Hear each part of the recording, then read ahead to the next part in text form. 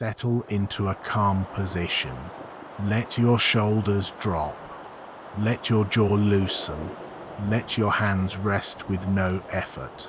Tonight, the topic is medieval agriculture, told in a quiet way.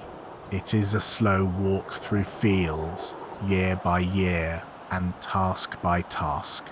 Nothing here needs urgent attention. Everything moves at the pace of daylight and weather. In medieval Europe, most people lived close to the land. Food came from grain, from garden plots, from animals kept near the home. A farm was not a single neat rectangle with a fence. It was often a patchwork of strips, paths, and shared ground. To understand crop rotation, it helps to picture the landscape first. Many villages used what historians call an open field arrangement. A village might have 2 or 3 large fields around it. Each large field was divided into long, narrow strips. Each household worked a set of strips scattered through the field. This scattering mattered. It shared good and poor ground between neighbors. It also meant that the village had to agree on timing. Ploughing, sowing, and harvesting were often done in a common rhythm. The ground itself varied. In some areas, the earth was heavy and sticky with clay. In other areas, it was lighter and easier to work, with more sand. There were also fertile river valleys and thin upland soil. Medieval farmers did not test soil with modern tools, yet they observed it closely. They knew where water lingered after rain. They knew which slope warmed earlier in spring. They knew which strip gave a steady yield even in a cold year. The main tool for working the ground was the plough. Early medieval ploughs could be simple, turning only a shallow layer. Over time, in many northern regions, heavier ploughs became common. A heavy plough pulled by oxen or horses could turn deeper earth. It could cut and lift the soil, then turn it into a ridge. Those ridges helped drain wet ground. They also made the field look gently waved with long raised lines. Ploughing required animals, and animals required feed. Oxen were steady and strong, though not fast. Horses could work quicker, yet needed better fodder. The choice depended on local wealth, fodder supply, and tradition. A medieval year on a farm was shaped by cycles. In spring, there was ploughing and sowing of certain crops. In autumn, there was another round of sowing for winter grain. In between came weeding, haymaking, harvesting, threshing, and repair. But soil could not be pushed hard without care. When the same crop is grown on the same ground year after year, the soil loses fertility. Nutrients are taken up by roots and removed in the harvest. Medieval people did not use the word nutrient in a modern way, yet they saw the outcome. A field that once gave a full sheaf could, over time, give a thin one. Straw could grow short. Ears of grain could form poorly. The solution, built slowly over centuries, was rotation. Rotation is a planned change of crops over time. It is also a planned rest when needed. One early and widely used pattern was the two-field system. In a two-field system, a village had 2 main fields. In the first year, one field was planted with grain. The other field was left fallow. Fallow meant that the ground was not planted with a main crop for that season. It was not abandoned. It was managed in a quiet, practical way. During fallow, weeds were controlled, often by repeated ploughing. Animals could graze there, eating wild growth and dropping manure. The soil had time to recover some structure. Moisture could soak in. Roots of wild plants could loosen the surface. Farmers watched the ground and decided when it was ready again. Then, in the next year, the roles were reversed. The field that grew grain became fallow, and the fallow field was planted. This simple alternation spread risk. It reduced the pressure on the soil. It also gave the village grazing space for part of the year. The grain grown in such systems was often rye, barley, oats, or wheat depending on region. Rye tolerated poor ground and cold weather. Barley grew in a wide range of conditions. Oats suited damp climates and were useful for animal feed. Wheat could be valuable, yet required better soil and careful work. Under a two-field rhythm, roughly half the arable land produced grain in a given year. That limited total yield. It also meant that food stores could be tight in a bad season. Over time, many areas moved toward a three-field system. The three-field system is often linked with the High Middle Ages, especially from about the 11th century onward in parts of Europe. It did not appear everywhere at once. It spread unevenly, shaped by soil, climate, population, and local custom. In a three-field system, the village had three large fields. Each field followed a 3-year cycle. One field was planted with winter grain. One field was planted with spring crops. One field was fallow. Then, in the next year, each field moved to the next stage of the cycle. Winter grain was sown in autumn. It sprouted before winter cold fully set in. It then resumed growth in spring and was harvested in early or mid-summer. Common winter crops included wheat and rye. Spring crops were sown after winter when the ground warmed. These could include barley, oats, peas, beans, and other plants suited to the season. Harvest came later, often toward late summer or early autumn. Fallow remained a managed rest. This arrangement meant that, in any given year, 2/3 of the land could be productive rather than 1/2. That was a quiet change with large effects. It could support more people. It could feed more animals. It could also provide a steadier flow of different foods through the year. The difference between winter grain and spring crops mattered for more than timing.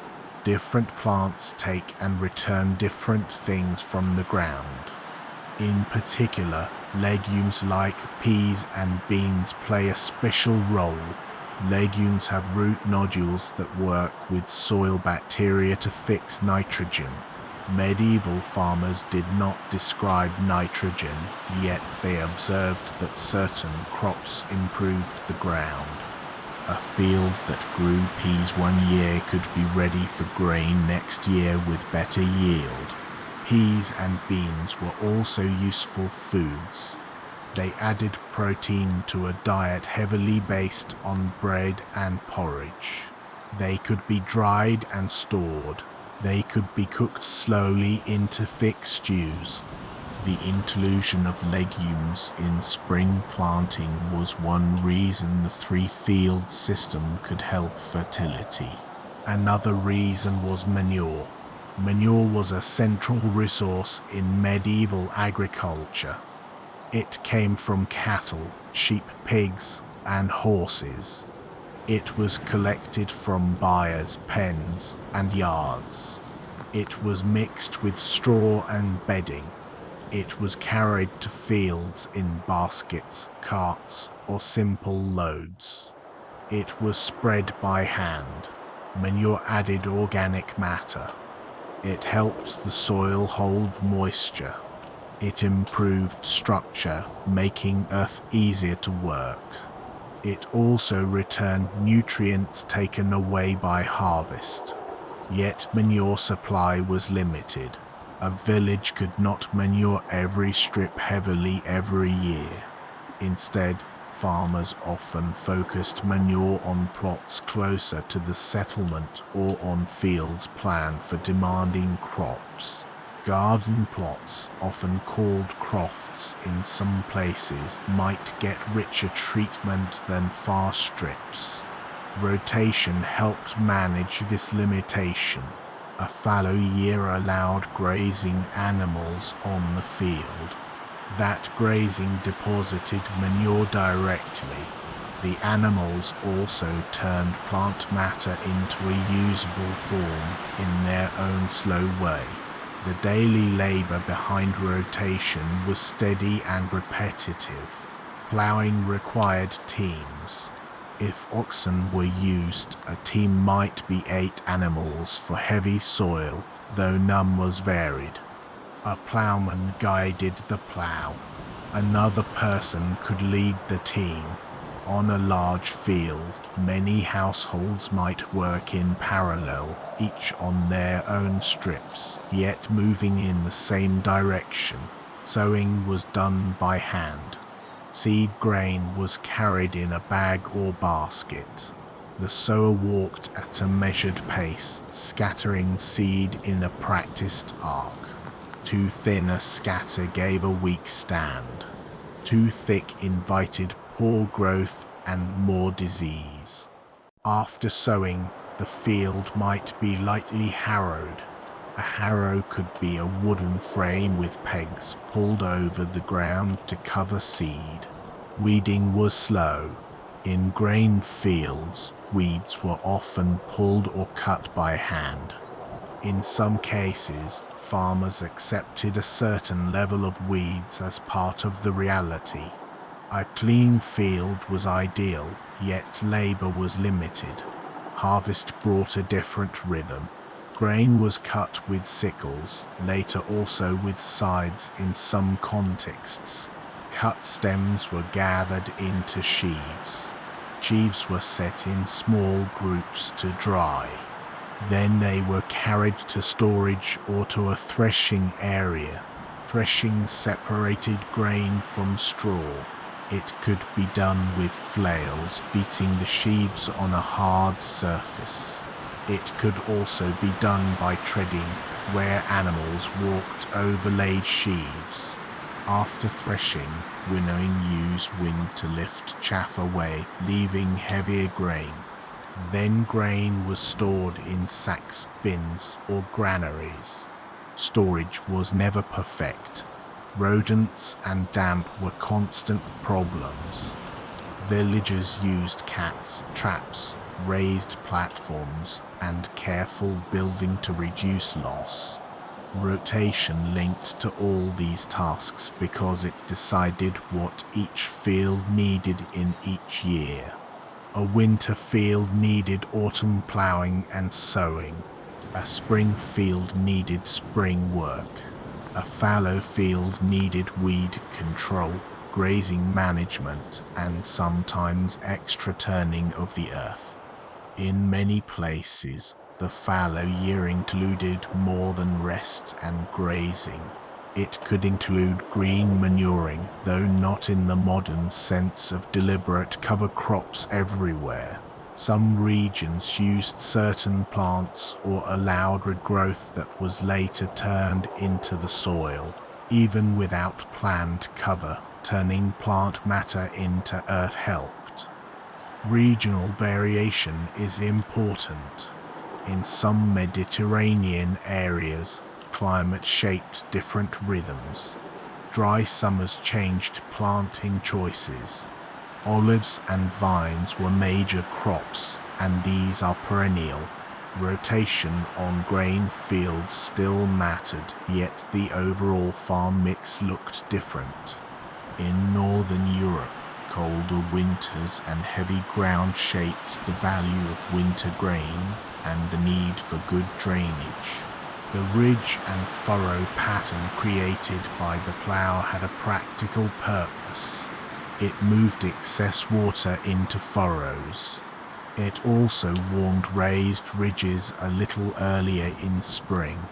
In parts of Eastern Europe, settlement patterns and labor arrangements differed. In some areas, the adoption of three-field rotation came later and sometimes remained partial.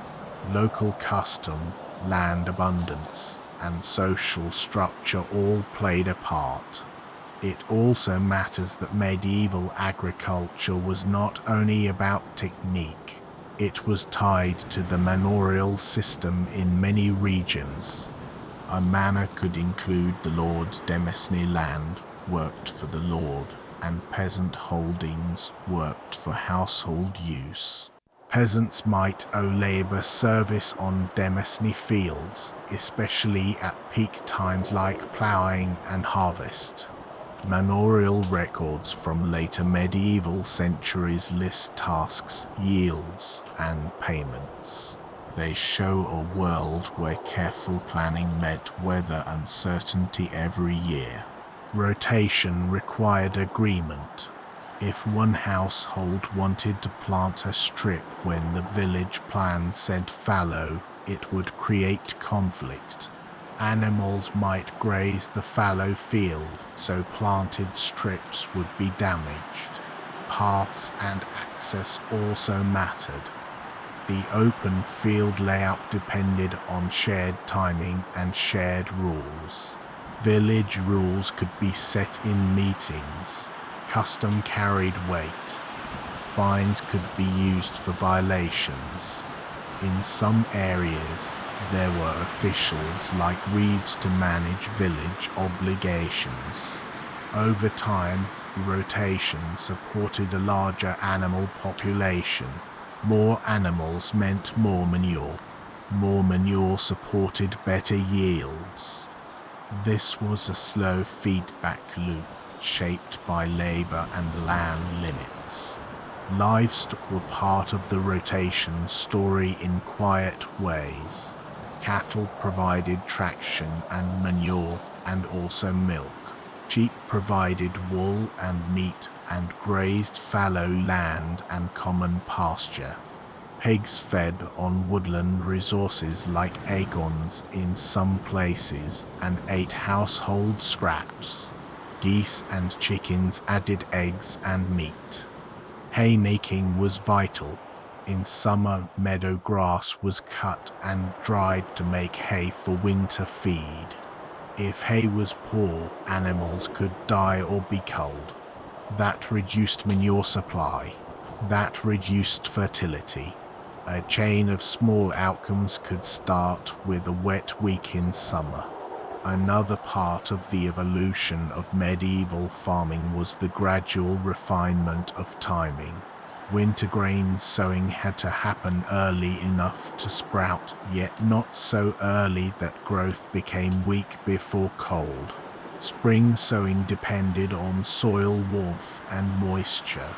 Farmers watched signs, like when certain trees budded or when ground could be worked without sticking too much to the plough. They also managed seed carefully. Seed grain had to be saved from the previous harvest. If the harvest was poor, it was hard to reserve enough seed. That could lead to smaller planting, which could lead to a smaller harvest. This was a calm but serious pressure in medieval life. Rotation helped by stabilizing yields over time, though it did not remove the risk of famine. Weather, war, disease, and market conditions could still cause hardship. Yet a better system of land use could soften the impact. The three-field system with spring legumes also supported diet diversity. Bread remained central. In many places, bread was made from rye, barley, wheat, or mixtures. Porridge from oats and barley was common. Peas and beans made stews thicker and more filling. Cabbage and onions from gardens added flavor and nutrients. In good years, dairy and meat could be more available, though for many peasants meat was occasional. From a modern view, crop rotation can be described in terms of nutrients, yet it can also be described in terms of practical observation. A field worked hard needs recovery. A different crop changes weed patterns. A fallow year breaks cycles of certain pests and plant diseases. Grazing turns wild growth into manure. Legumes improve soil fertility in a way that grain alone cannot. All of this was learned through repeated experience, handed down through families and communities. The evolution was not a single moment of invention. It was a gradual shift as villages expanded, as land pressure increased, and as communities sought better yields. In early medieval periods, with lower population in many areas, land could be more available, fallow could be longer. In later periods, as population grew in many regions, there was pressure to use more land more often. That pressure encouraged more organized rotation and a move toward planting a larger share of arable land each year. The story is also tied to tools and animals. Improved harness design made horse traction more effective in some regions. The horse collar spread in medieval Europe and allowed horses to pull without choking. That could make ploughing faster in some contexts. Faster ploughing allowed more land to be worked in time for sowing. More timely sowing improved yields. Again, small changes added up, but even with better tools, the work remained slow. A field was turned one furrow at a time. Seed was scattered by hand. Harvest was cut by arm and blade. Transport was by cart on rough tracks. When looking at crop rotation, it helps to imagine the calendar. In autumn, the winter field is prepared. The plough cuts into earth that has been worked before, yet still needs effort. Clods are turned. Seed is cast. The field is left to the season. In winter, there is quieter work. Animals are fed. Tools are repaired. Grain is ground in small amounts, often at a mill, which could be owned by the lord. Household work fills the short days. In early spring, the spring field is prepared. The ground is checked for workable moisture. If it is too wet, the plough sticks. If it is too dry, the surface can break into hard lumps. Farmers wait, then work when the moment is right. Peas and beans are planted. Barley or oats may be sown. The fallow field, meanwhile, may be turned to control weeds and later opened for grazing. By early summer, winter grain ripens. Harvest begins. People work long hours because the crop must be brought in before weather damage. After harvest, stubble remains. Animals may graze stubble, eating what is left and adding manure. Late summer brings the spring harvest. Then comes preparation for autumn sowing again. Year after year, the fields move through the cycle. In that steady movement, the idea of rotation is not abstract. It is a routine. It is a shared plan that holds the village together. Even when the three-field system became common in certain regions, it did not replace all other methods. Some areas kept two-field rotation, some used mixed systems, some had extra plots for special crops, some relied more on pasture and livestock. In later medieval centuries, there were also changes in land use, including enclosure in certain places, and shifts in tenancy and labor after population losses from events like the Black Death. Those changes affected how land was worked. Yet the core idea of rotating crops and resting ground remained valuable. When you think of medieval agriculture now, you can picture a quiet pattern on the land. Long strips in open fields, ridges and furrows catching the light in a low sun, a plough team moving slowly, a person walking behind, guiding the blade, a second person watching the animals, a third carrying seed. You can picture the rotation as three broad areas around a village. One area is green with young winter grain. One area holds spring crops at a different stage. One area is open with grazing animals and turned earth waiting. Nothing in this pattern is sudden. Everything repeats. Each year has familiar steps.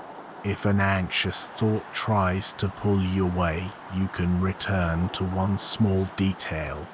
You can return to the feel of soil turned by a plough, earth lifted, then rolled gently to one side. You can return to the measured pace of sowing, one step, then another. A hand opens, seed falls, and the walk continues. Or you can return to the quiet logic of the cycle. Winter grain, then spring crop, then fallow. Winter grain, then spring crop, then fallow. A simple order, a calm order. As the centuries moved on, farmers kept refining what they already knew. They chose seed from the better plants. They learned which fields suited rye and which suited wheat. They learned where peas did well. They learned how long to rest a tired strip. They managed manure with care because it was valuable and limited. Those small choices formed the long evolution of medieval farming. Not dramatic, not fast, only steady. And now you do not need to hold any of it tightly.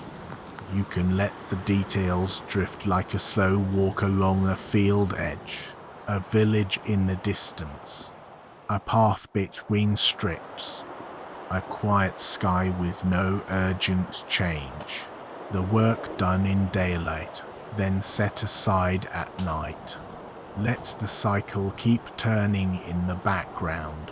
Let it be a calm, repeating pattern. Winter grain, spring crop, fallow, and as you rest you can allow your mind to follow that rhythm gently with no effort at all.